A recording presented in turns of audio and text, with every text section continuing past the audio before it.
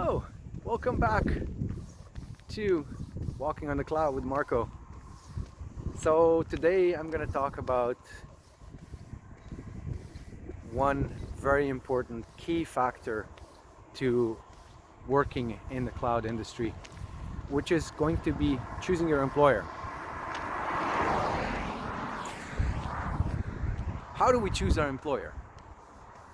Well, the first thing you need to know is your employer is more like your neighbor, right? You should be friendly with them, but you should always expect that once you move, you're probably not going to keep in touch with them. So that's the level of relationship you want to have with your employer. Now, I have kept in touch with some of my previous employers. I've broken this rule myself, right? And there's nothing wrong with that. I have a couple of employers, past employers, that I've really learned from and have given me opportunities to be where I'm at right now, to be a self-employed instructor and author and creator of media like this, right? And I will sort of give praise to those employers for putting me on this path, basically. And I do keep in touch with them. I do help them out whenever I can. But otherwise, most other employers, I have not seen or heard from them. Even though I've reached out to a couple others, I haven't seen or worked from them. So why do I say that stayed in touch with the employers? Well, there are people are still people, right? Your boss is just a person. They're not a super being. And there are nice people and there are not that very nice people, right? There's just two types of people.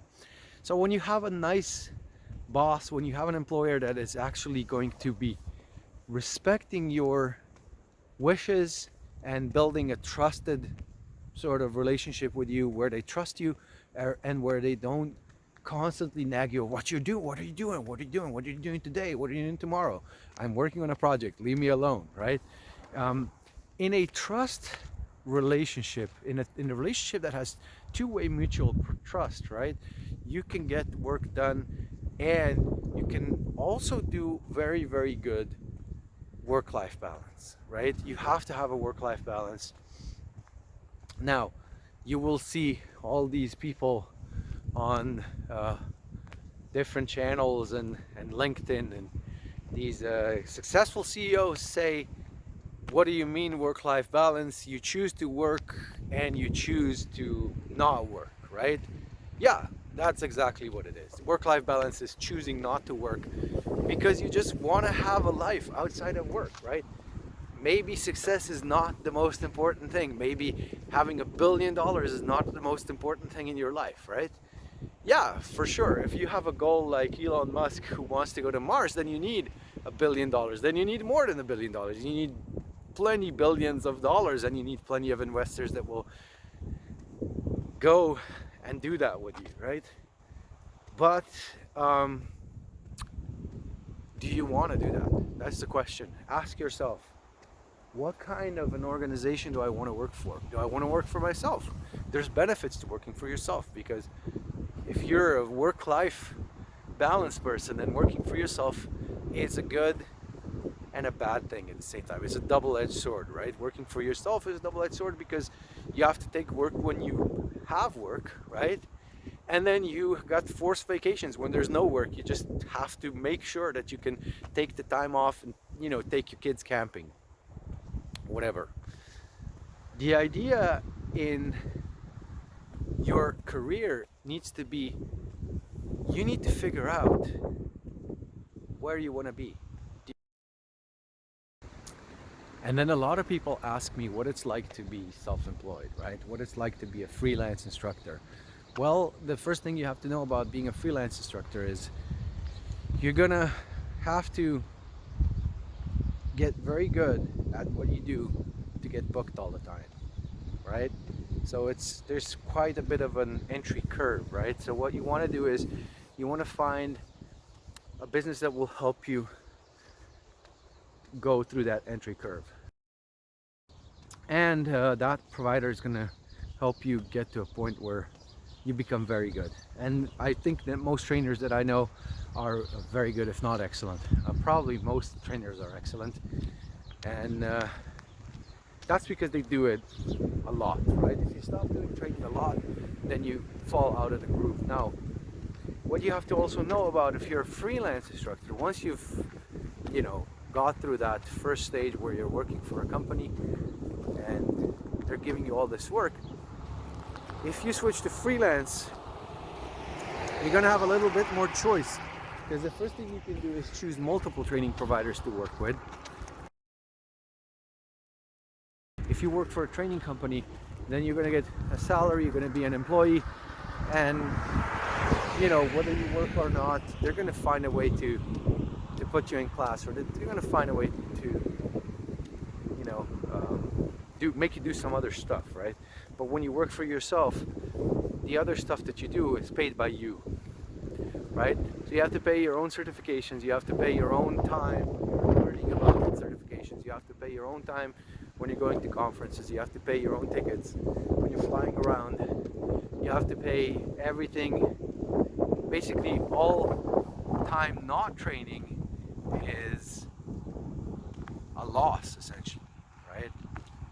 That's why you're probably going to be looking at taking on things like consulting, or a simple admin job, or something that you can do when you're not training, right? That's something that makes sense if you're a freelance instructor. Otherwise, being a freelance instructor is not all that bad, because when you do have periods of no work, you have to sort of be flexible enough to be able to take your kids and pack up the car and go camping, right? Whether it's winter or summer, right? You have to sort of have that. Now, the problem with that is your other half, right? Whomever you live with, whomever you have chosen to spend your life with, they probably are not going to be happy to just drop everything as far as their work is concerned,